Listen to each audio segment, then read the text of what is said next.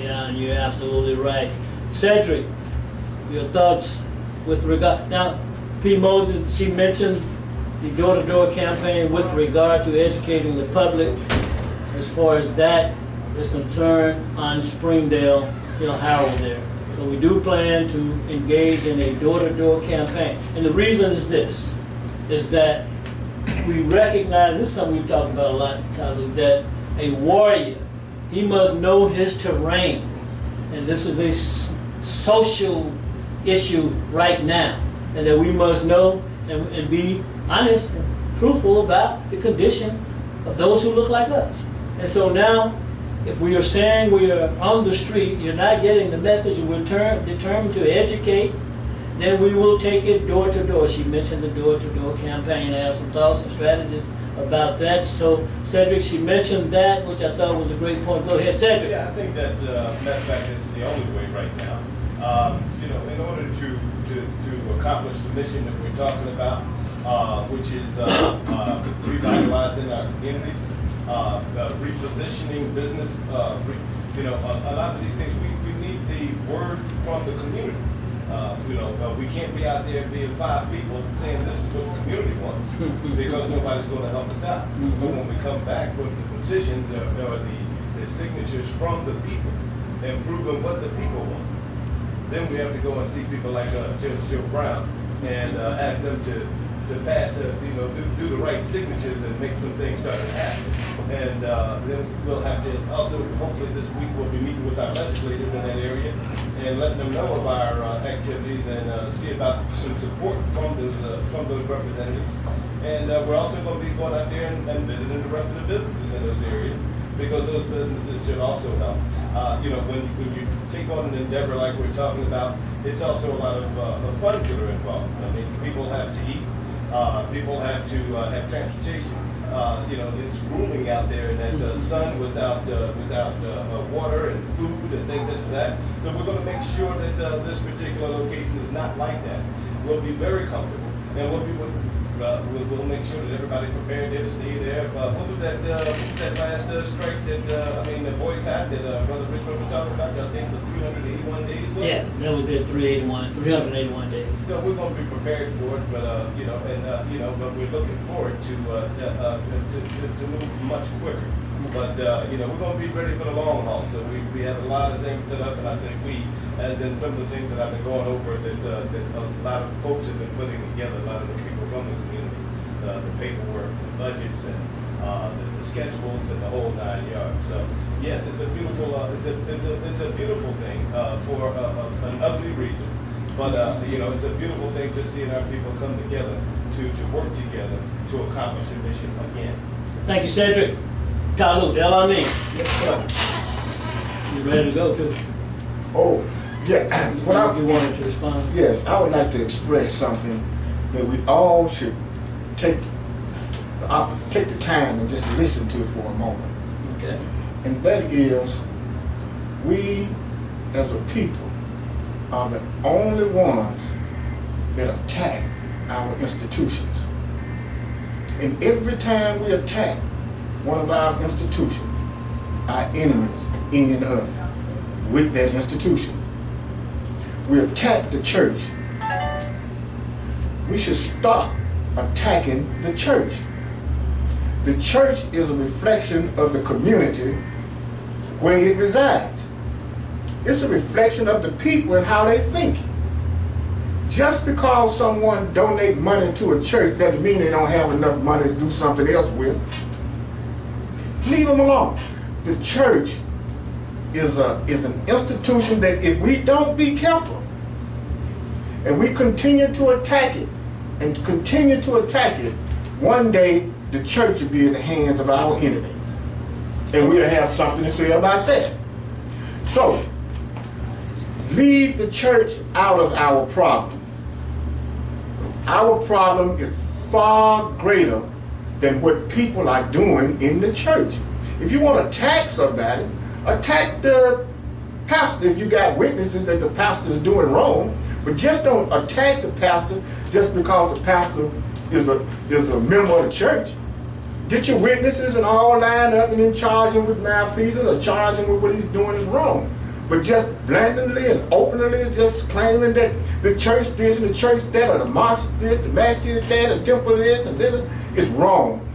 And we have a responsibility to protect all of our institutions, every one of them. And the ones that are not in our possession, we have the right and we have the obligation to go back and acquire those institutions for our people. What she said was that she actually agreed with tithing. Oh, no, But she also said, I'm not responding to it. oh, okay. To her direct. This Okay, is but now just, you did point out something which I agree with. I'm not sure where that part of it is coming in at, but she did say even the document said the clergy has for the most part did you see that? Has for the most part sold out the black community. Well, so since you were going in that direction, Talut, here's the question, and you're next, Judge. Has the clergy been bought and sold, and has the government damaged the community from within? You're next, Judge Joe Brown. Let me see that. Let me see that, Talut. Pull that up for me. I wouldn't say they're bought and sold. I would say they've been conditioned. But you're right, that's an overgeneralization on my part. Let I me think say part this, of it, but yeah. this is from when I was an intern at one of these Washington, D.C. tanks about 50 years ago. Mm-hmm. And one of my assignments was to research the microfilm copies of the slave pamphlets, as they were called. These were basically instruction manuals from the slavery period of the country, going into basically how to raise slaves for fun and profit. Now, if you've seen something a lot and then you get a chance to take over, you kind of do it like you've been seeing it, and that's how tradition gets passed down. But what the slave owners were being instructed to do, and were rather unanimous in agreement upon, was that religion was an important thing to teach the slave, but teach it so that the slave did not accept the concept of free will, but teach it to him so that he believed that nothing would come to him through his own enterprise, but only through the power of prayer. Mm-hmm. That would keep them from plotting any mischief. Mm-hmm. So they also said that if you couldn't afford one because you didn't have enough slaves, to go in with your fellow slave owners, and you should buy some young buck for two purposes. Find one who can speak, and you make him the preacher, and you also make him the stud to increase your herds of livestock, two-legged kind. So the point is that you would have the preacher somewhere purchased between 18 and 22 if you could get him, 25 on the upper limit. They said they wanted a lot of vigor and seminal fluid, as they said it.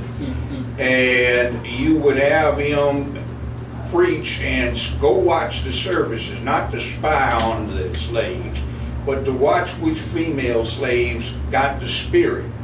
They had a theory that when a Negro slave female was getting the spirit, that means she was in heat.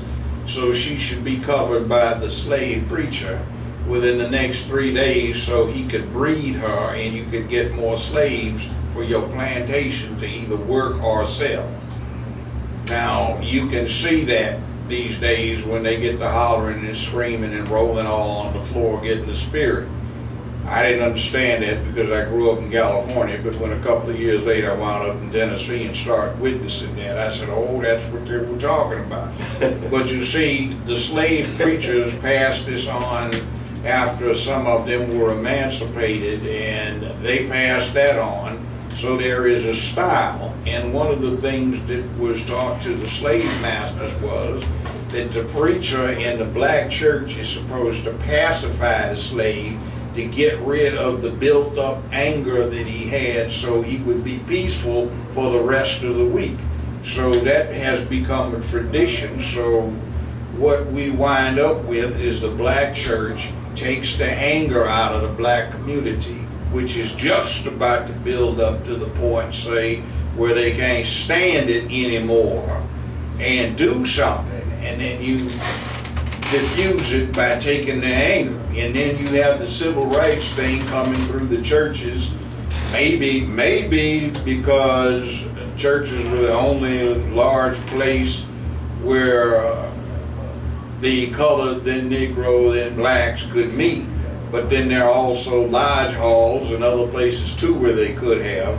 But the civil rights protest, you notice, took the nonviolent, peaceful approach of being down on your knees while some redneck beat you across your head until some other rednecks felt guilty about it. That's not much of a struggle, that's getting your ass whipped. But you see, it was, please teach these things to the slaves so they will wait until they die to get their pie in the sky, and you will have a nice orderly plantation, and you can always intimate that they will go to hell if they don't go along with the test that Jesus has put in front of them, that is, enduring their free labor period as slaves. See? 901-452-3094. That's what they say. Or 901-324-7490. And while we're talking about church, clergy, etc., I quoted from one book, Racial and Ethnic Minorities. There's also another book, Talut, E. Franklin Frazier, The Church During Slavery, and then The Church After Slavery, with commentators from Cedric, Lincoln. And so while we're at that, I don't mean to overgeneralize. I'm the main proponent of saying every time you overgeneralize, you're always wrong. So not all of the clergy, not all of the church members, but I will say this, Omar, that in the work that we have to do, we have to be skillful. We have to possess the capacity and the kind of insight and articulate ability to win the debate, to get our point across, because much of the work has to do with the mentality and the mindset of the people who we're talking about.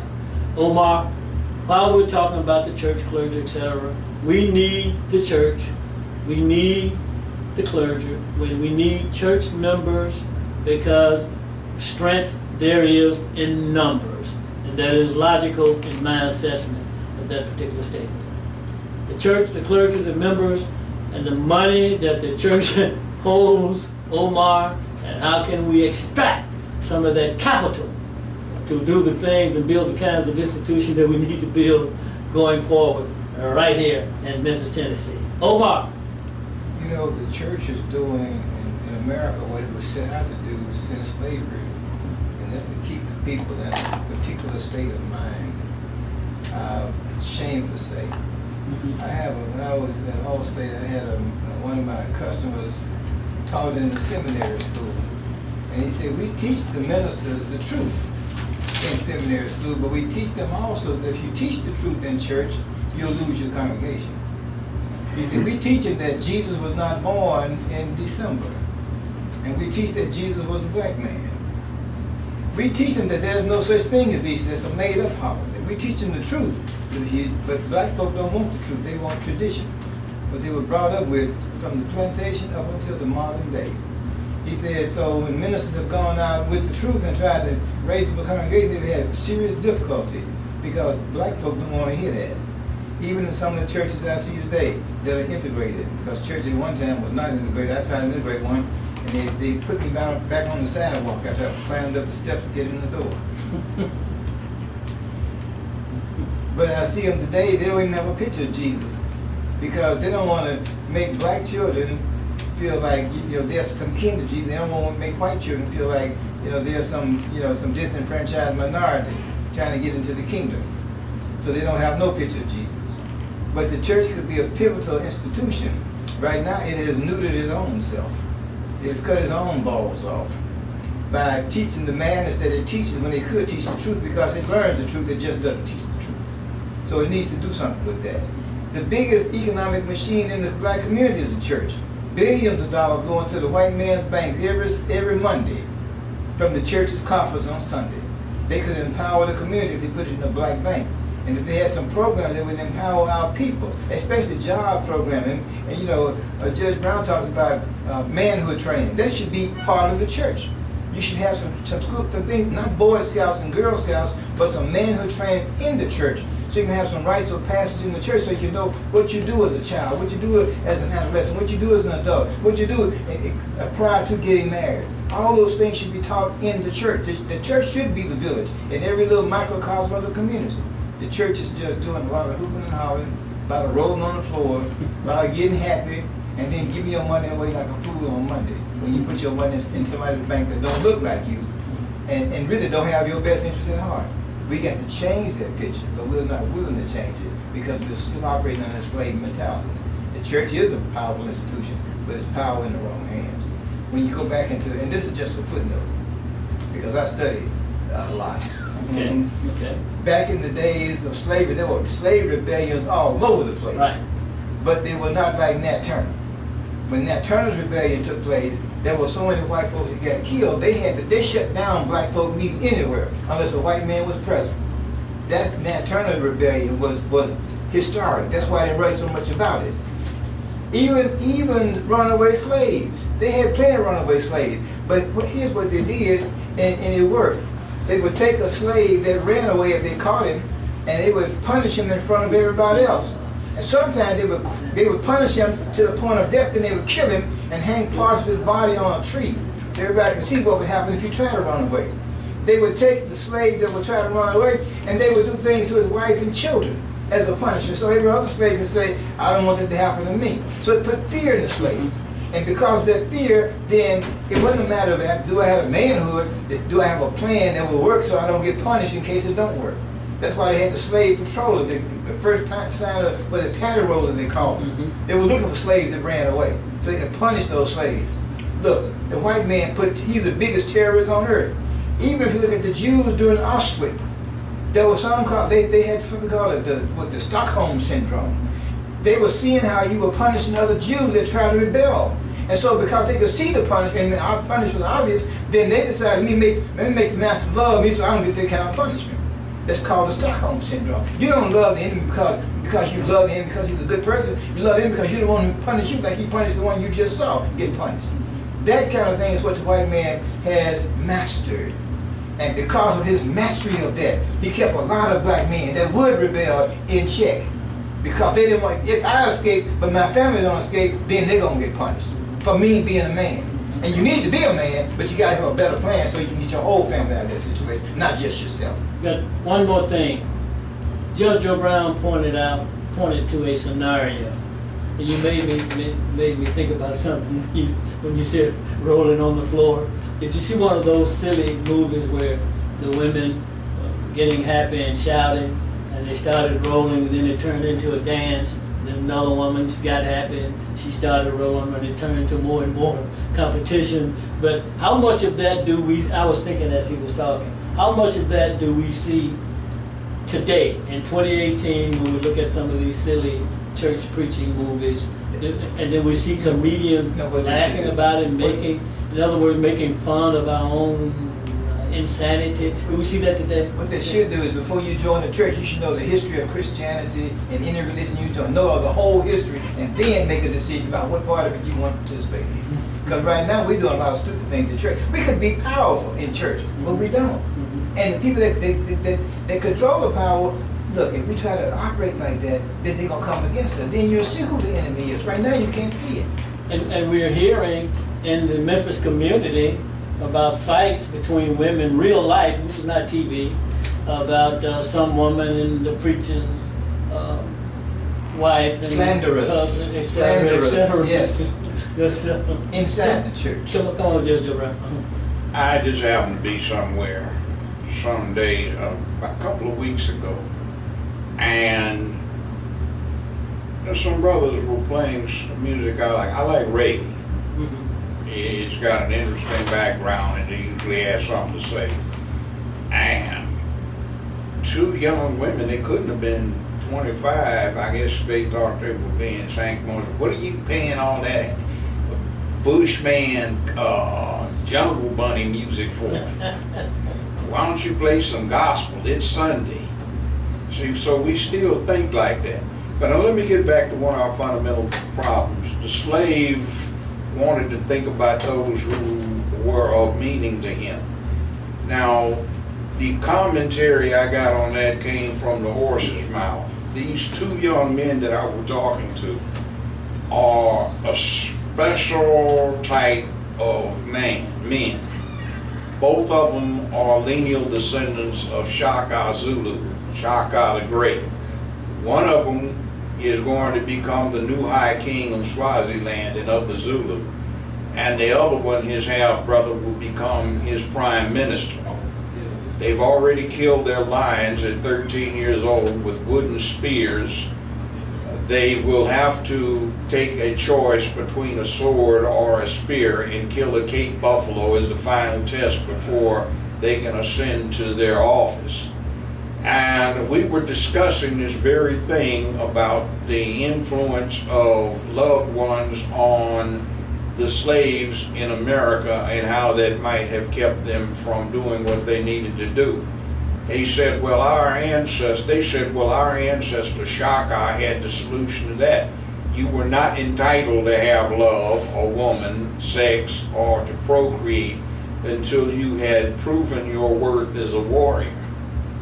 And he said that kept all that down, and it was also one where if you would remain a warrior, you had to be willing to sacrifice what you loved personally for the good of the Zulu, which is how they got great. So that has been a trend all through the world, and they just gave us, see, part of the equation. You can say, okay, a man should be peaceful, but you can't be peaceful unless you can enforce a peaceful condition, so that means you have to be able to deliver consequence for the violation of the peace. It does not do you any good just to be taught to be peaceful and not be taught how you keep the peace. So, see, we keep getting half of the equation. In other words, we keep getting the objective, but we never get the means explained to us. We love your slave wife, your slave children, but the fact of the matter is we should not have bread until we got free. In other words, escape to Canada, you find a slave woman who's had the enterprise to have escaped and become a free woman, breed with her. You don't breed in captivity and increase the cattle. That's like being a cow in a herd. And we glorify survival, which is something that we got taught, and I've heard many a sermon in many a black church about the black man has survived in America. But you see, that is just like a herd of cows. Every damn cow in the herd is going to be turned into a hamburger or a beefsteak, but the herd survives. On the other hand, you go up and deal with some lions, they ain't about getting eaten, they'll take you out. Right. And they rule the jungle. Right. Except for us. You know, so you have to understand, and it's just interesting having listened to these two fine young men who were Zulu nobility and listening to their critique of what they had observed about being black in America and where the faults were. You just said your head is divided in half. They give you one part of the equation, but they don't give you the part as to how you get there from the other side of the equal sign. Be peaceful, but not you enforce the peace where you are. And you have to be able to enforce the peace where you are. Be understanding, but then again, you are understanding from a position of power, not understanding from a position where you are the weaker member of this society and what somebody else wants is imposed on you. Now, just on religion generally, white Christianity preaches crusade and enterprise. Islam preaches jihad and understanding. Buddhism preaches composure and comprehension. And the black religion preaches endurance of condition and compliance. You see, is you get some kid, you see all these little children in there, and what do the black kids get? I got it. If you don't go to church on Sunday, you can't go anywhere else the rest of the week. See, you got all these years of week after week after week of this brainwashing put it in your mind about endure. I didn't like churches much because I always wanted to ask questions. Yet every damn Sunday school teacher I had and every preacher I wound up running into would tell me to stop asking questions. Yeah. Just believe. And see, that's our problem. We, somewhere around 7, 8 years old, stopped asking questions. And we just believe, and then we get full-grown adults and we don't realize that our minds have a curtain that's been drawn from rational, logical analysis and this belief thing over here where you are crippled so you can't pull the curtain back and see what's actually out there. Chase, we're talking about church, the clergy, church members. You know what? I'm thinking about something else now, Chase. I got go ahead and hit it because I want to say something about this money thing. Go ahead. Okay. Well, Dr. Collins actually has a history of the Negro Church that I think is very important. It's literacy, and in that book he describes or he tells a history of how at one time the black church did all of those things that were suggested that they do today. And one of the consequences was subsequently, because of that, they ultimately had the role of politics imposed on them. You see, that was a consequence to the working movement and the progression that the black church had pre and construction government.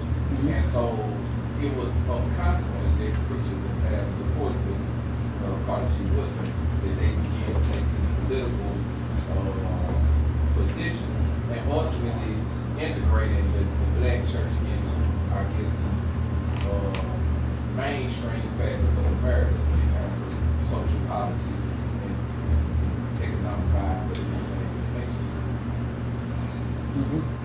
Oh, let me say something here on this about what churches can do. Okay. A distinguished black gentleman named Yuko Babu, who runs the Pan-African Film Festival in LA and has for years.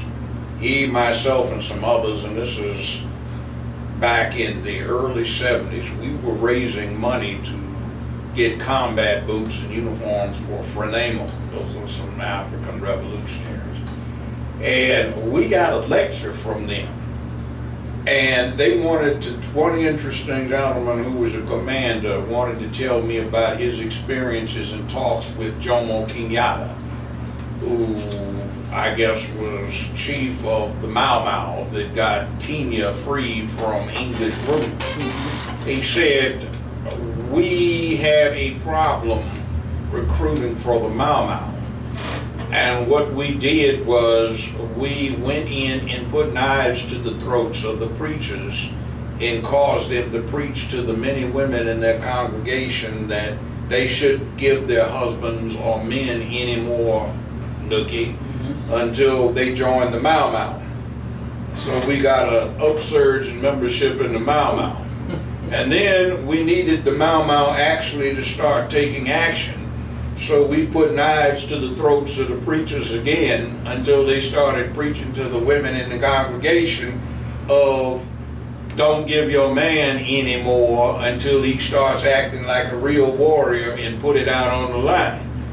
And then we put knives to the throats of the preachers again and convinced them to preach to the women that they should convince their sons to become warriors instead of passive recipients of the worst of colonialism. He said, so it's an interesting thing. You have to get the women on board this problem. And the way to get the women on board is to deal with the preacher. And here's the thing that applies to our condition. They said the condition of black religion in America is similar to black religion in colonial Kenya.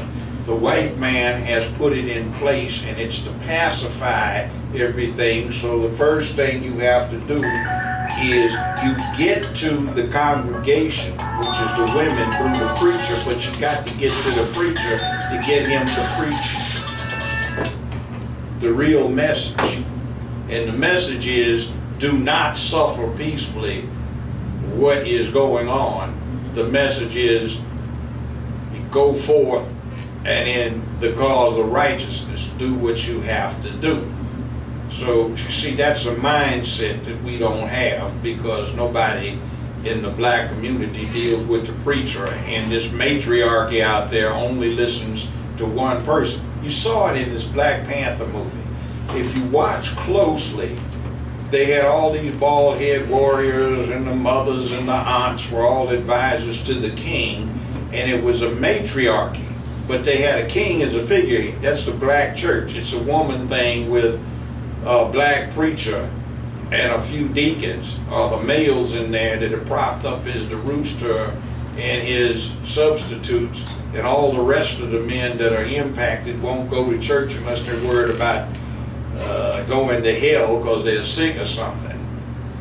But we just have a total thing that's been set up by either colonial influence or the slave master's influence, where the purpose is to make women paramount in a community where men everywhere else in the world are paramount, and to make the one male that they listen to be the male that's preaching something that is conducive to the status quo, whatever it is, colonialism, slavery, or second-class status. Okay. 901-452-3094 or 901-324-7490. Talut, we were talking about wealth building, etc. And we were talking about a bit of insanity as well. And let's be honest, in the community that resides in the community, have you ever heard, even among some of the conscious community, the conscious movement people, it ain't about the money? Y'all talk about money too much? Well, De-emphasizing the importance of money. What do you think about that, and how important is money, Talut? well, it's just de-emphasizing the ideal about wealth. Wealth is irrelevant. Same thing that I once heard when I was younger about how African people were in the yard playing with diamonds. And the Caucasian, Europeans, and whites just walked up, just picked the diamonds up off the ground and made wealth. Okay, well, that's how anybody who thinks like that, thinks that wealth is not important or money is not important. It's only because their families migrated out of the rural areas of the metropolitan statistical area, which is East Arkansas, North Mississippi, and West Tennessee, and they were basically agriculture people. They don't know about these things. Wealth is something that eludes them. They don't have any idea what the power that comes along with wealth and money. They don't know what money will even do. No more than pay the utility bill, car note, house note, buy some shoes and some clothes, and eat at McDonald's, some low-class restaurants. Okay, so and this is the epitome of poverty. Yeah, right. Because poverty resides in the mind. Right, but if they only could imagine, you can reach in your gut and imagine what real money could do. Okay, and so that's what develop an appetite for it. Okay, so if you don't have an appetite for it, you're never gonna go after it. You're never gonna go towards it. You don't even know it exists because you don't have an appetite for the real wealth. And then when some of our brothers and sisters, get wealth, real wealth, we have a problem with that because we say they don't give us anything back. Okay. Okay? Now, where that idea comes from, I have no idea. Okay? I have no idea why we would think that every situation or every part of our life, somebody needs to be giving us something. I know where it comes from. Okay. It comes from the Giwi people in Africa. The Giwi people. The Giwi. They only want something free. The Giwi They don't people. want. They don't buy nothing. It's a They woman do thing. everything for free. They want the free. Okay. Give us the free. That's what's wrong with our people in America. We're really well-off people in the world, but we don't know it because we're always struggling to try to get the minimum. We don't ever go after the maximum. We don't want to put our lives on the line as a people, not as an individual, but as a people. We should be putting our lives on the line and dying like flies to get the wealth. That's what everybody else do. We don't want to do it. There it is. You know what? See, let me give you another real story. With a brief digression. Famous Amos started a business, but the cookies are good. Good cooking. We get business when it comes to music because there's no monopoly on rhythm. If you got the rhythm and you have the talent, you make the music, so there's the music. Now, there was a gentleman from Memphis, Tennessee. He had third grade education. Now he has 5 degrees. But he wound up the number 3 man in Mexico's largest drug cartel, and he was running Murder Incorporated out of there. See, the problem is that although it was illegal, most people couldn't do that because they don't have the balls to do something like that or the ruthlessness to do this kind of thing. Most of the people that were billionaires I ran into when I was doing this show, I used to live up in Aspen where a lot of them were there. They were ruthless. They had uncles, they had brothers, themselves, and they had fathers who would kill people, literally. They'd commit a lot of murders, first-degree murders that were disguised as accidents. They had stolen a lot of money. They had committed a lot of crime. And all of these rich families had somebody in the family who had done some federal penitentiary time for doing some kind of criminal activity. See, we don't have that except when it moves itself into illicit stuff. We can be pimps and move hoes, which is illegal. We can be the drug dealers moving merchandise and shooting each other up, which is one thing. But you see, one of our problems is the economy is not an isolated thing. It's global and it's regional and it's local. And you have to be able to corner the market on a product in order to make big money. So things being what they are in consideration of the fact that it's such a big market, that's why the drug industry finds such fertile ground in our communities. And the market being there, you get the entrepreneurs who can make a lot of money by moving drugs. But you see, the problem is that's inherently wrong because you're poisoning your own people. And that is part of the wrong mindset where you take yourself down. Now, I have had occasion to speak with some real live made mafioso from time to time. And they like what I do because I push manhood, so they'll talk to me. Okay. And it's interesting when they keep remarking on how they are insulted when some black gang tries to act like we the black mafia. See, you can't be, because the difference between us and them is that we don't let anything happen to the old ladies, the old men, the women, and the children. They are protected. If you can't get your pension check, we make sure they get the pension check. Somebody's got a problem, we try to secure a solution.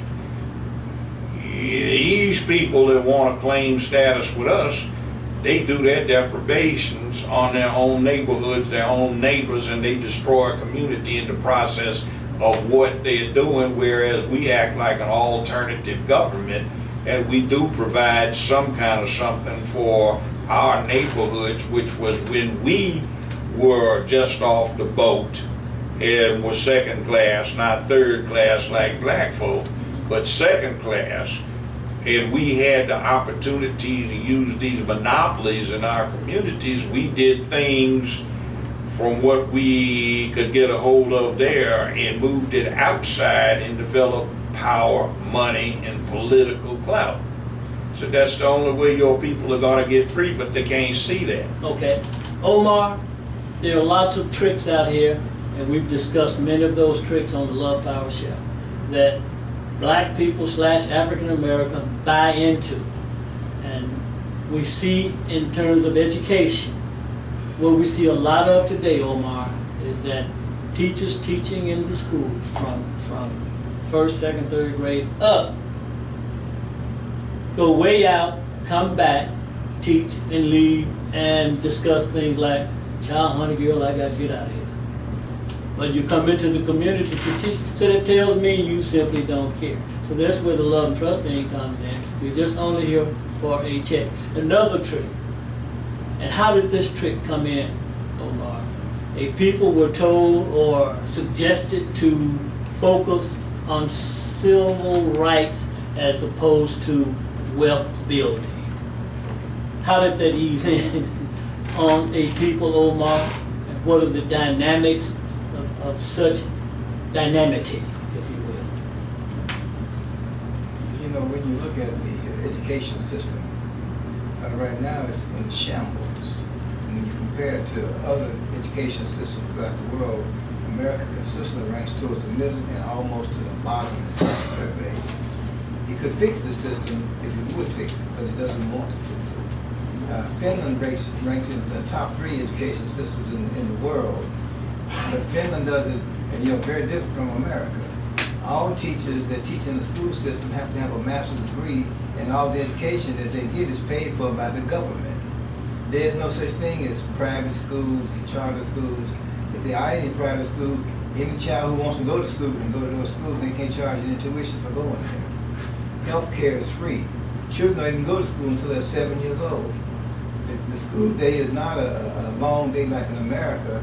It's a short day, and there's always a 15-minute recess after each class. But those children excel. Children, when they go to elementary school, they're with that teacher from first grade to 5th grade. They're with the same teacher. They don't have to change over and get another personality from one grade to the next. The whole school system is totally different. And then somewhere around middle school, early high school, they help that child decide whether they want to go into an academic endeavor or to a vocational endeavor. And all that education is also free. That's why they excel. America does not want to do that. It still wants to keep the segregated form of mentality it had from the days of slavery, even up until the day. It wants to educate only the elite to run the country, and the rest of it can go to hell. I just heard somebody who, I guess he was with Zuckerberg before Zuckerberg broke off and got Facebook to himself, but this guy's a multi-billionaire too. And he's talking about how America has to turn because you're leaving too many people behind. And he's saying that at minimum you should give everybody a $500 a month check in addition to their income, because the wealth disparity is increasing, and the gap is not going to get any closer anytime soon. He said because of that, you're going to have armed rebellion in the street if you're not careful. So if we listen to what he's saying that because you don't make enough money, and in this country, minimum wage should be 15, but it's not. And they claim they can't do it. But if you don't make enough money, you're going to have people who are going to be slipping through that net of poverty, and they're going to slip into a state of rebellion. They have to do something about their condition if you won't do something about it. Cedric, Yes. go right ahead, sir. You are listening live to the Love Power Show with your host, Wallace Red, and special guest, Judge Joe Brown, Omar Baruti, Chase Madkins, Talut, Amin, Cedric, Cubison. The Loud Power Show is funded by listeners like you. The advertise call 644-0186. Or send a contribution to P.O. Box 40263, Memphis, Tennessee 38174. Or you can sit right where you are and use paypal.me/The Love Power Show. And we thank you, Cedric. But one last thing on that. One last thing. Go ahead, Omar. In terms of elementary education, in this country, 73% of black children are taught by white teachers, not by black teachers.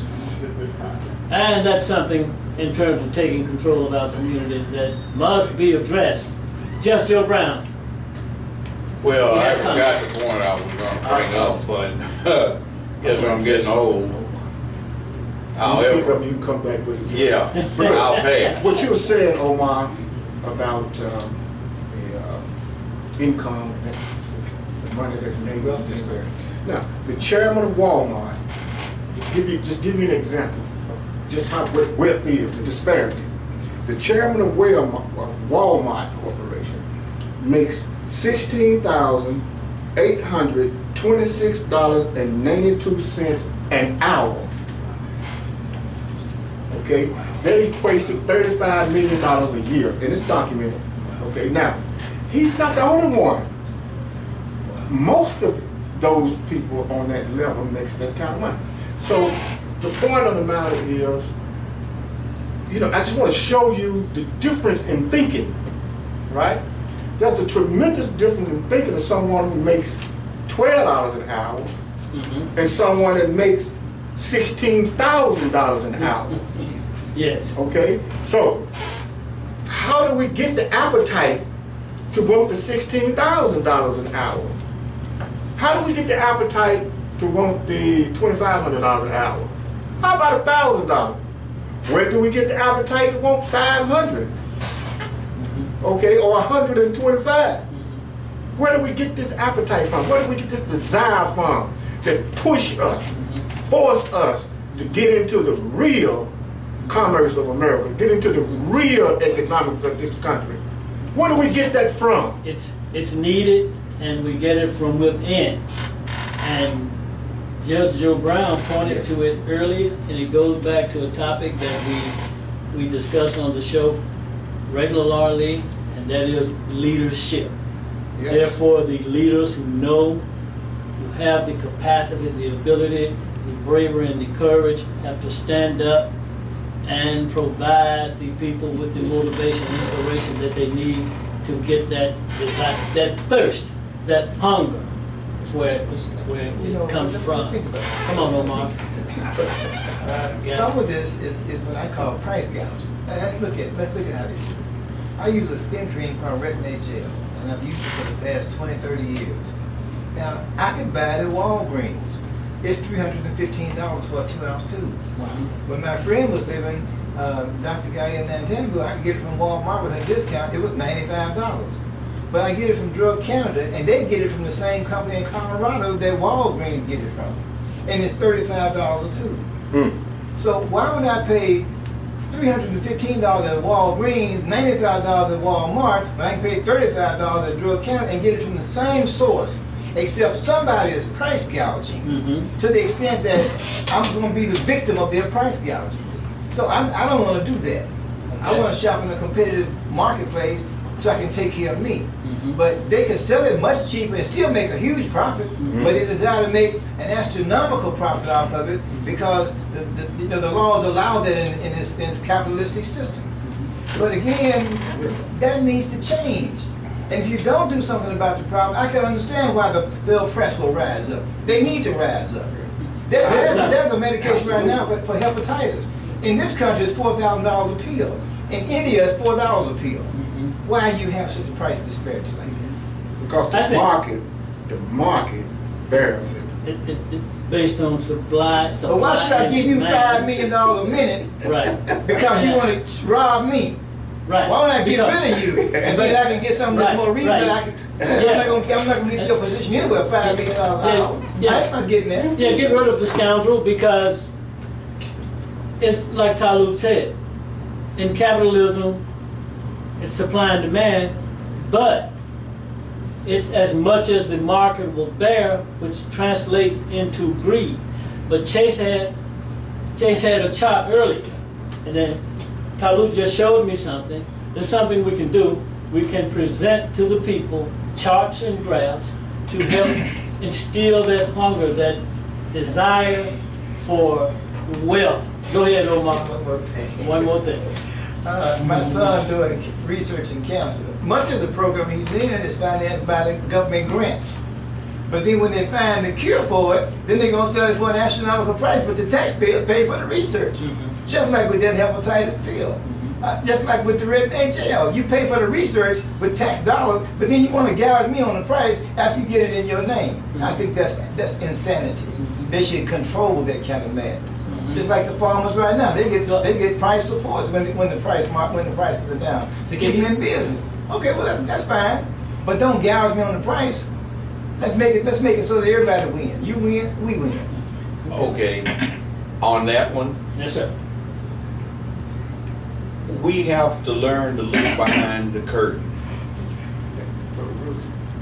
For example, what you're talking about, Brother Omar, that's set up and allowed by the Affordable Care Act of America, Obamacare. Right. That's in the fine print. I jumped back on it and reread the statute. And I was noticing that if I got a 30-day supply of a drug, it was $489 for the 30-day supply. But if I got a 90-day supply, the whole supply for 90 days was only $17. And then I got to reading it. See, there's a big, long scam back there that nobody knows about. It's the medical insurance business. For example, I found when I ran the public defender's office going on 40-some years ago, and I had to get insurance for everybody that was on staff. If I went through Blue Cross Blue Shield, the staff got about 1/3 the benefits for 5 times the price as if they went through, say, PruCare, which was under the umbrella organization Prudential Insurance, which was a bigger company. Now, what goes on is there's a big thing subsidizing the insurance companies. The insurance companies have done something very evil. The medical insurance company, Blue Cross, Blue Shield, the HMOs, they have invested in the businesses that make the generic drugs. The generic drugs are exempt from the FDA regulation that the drug be tested in the field for so many years. They don't have to do the research. The federal government pays them a stipend for doing that. And the drug companies that actually do go get the research done put out a lot of money, but they don't get the benefits. It's not really so much the drug company, the pharmaceutical industry. It's the medical insurance industry that's got a lock on it. Obamacare was actually drafted in 2003 by a senior U.S. Republican senator from the state of Tennessee, Dr. Bill Frist, whose family founded Blue Cross, Blue Shield, etc., etc. It's a sop to them. They couldn't get it passed, but the Democrats and the Obama administration got it passed in 2010. That's why there was this big debacle going on in Congress about the Republican conservatives talking about they were going to get rid of Obamacare, and then when they got back there in closed session and found out what the real deal was, they had to worm their way out of touching it because it was their people that got it. We got a Republican in sheep's clothes, jackass clothes, Obama, who sat there and used the ignorant Democratic Party, who is not going to give you anything except who pees in the girls' bathroom if they can help it. And we got that pushed on us, and we don't realize how bad we're getting ripped off. It's the only thing we've got, but something needs to be brought in. But what my point was that I had forgotten earlier was this. Henry Ford said a long time ago that it is better if a company pays its workers a wage high enough for them to be able to afford the product they make. Our problem as America is that on average and on balance, this country does not compensate its regular people sufficiently for them to afford its full benefits. It has become a nation of haves and a nation of those who don't understand what they don't have. So you're right over here, everybody talking about what people get compensated for, what the educational system is about, how it's run needs to be changed so that the people in this country wind up getting adequate compensation for what they do so they can afford the product that America makes. We can't. And I can tell you that you have absolutely no idea. Somebody walks into a car dealership and they see a car they want, and they said, okay, I'll take one of those for me, and I think my wife wants one of those, and get one for my son like that. And then they don't even haggle the details. They just have their finance man make the call and make all the arrangements. And you ask them, how much is the car cost? I don't know. Don't you care? Well, you know, I hope I got a bargain. Business is about to bargain, but I have somebody on staff who's good at bargaining. That's nothing that I'm going to deal with. You know, I handle the big bargains. This is chump change where the car costs $190,000. Well, you know, I mean, how much does a Coca-Cola or a can of beer cost, you know? Do you ask how much the can of beer costs, or you go in and sit down for a drink and you going to ask what the drink costs before you buy it? No, you're a professional. Well, if you're into being on top of this heat, you don't ask either, except as an academic exercise, just to find out. And if you want to go deal with, you know, the bargaining process, you know, then you can do that.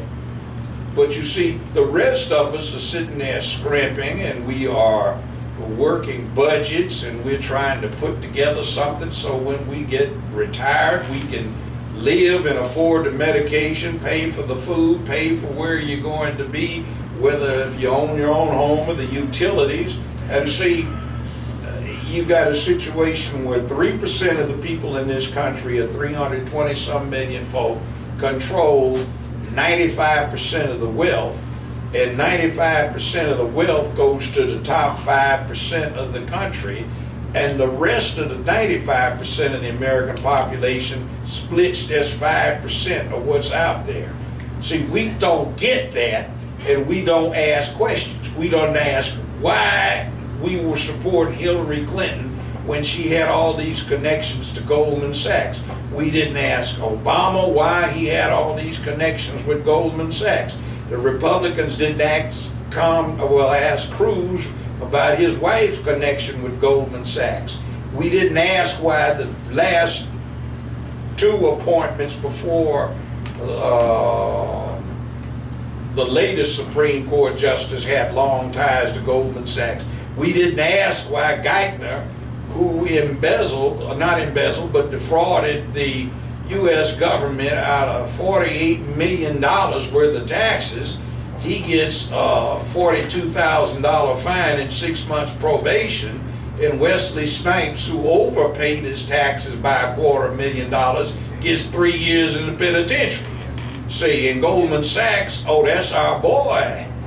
You know, he's Treasury Secretary. Why does Goldman Sachs have all these ads on TV and they aren't selling a product? Judge, we're short on time and we've got enough. But you see, we have to ask these questions because we don't.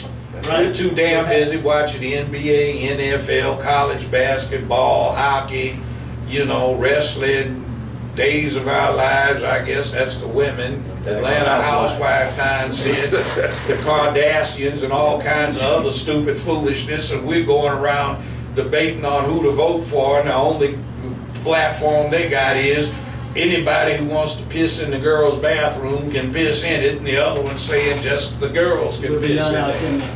Okay, now, this other one.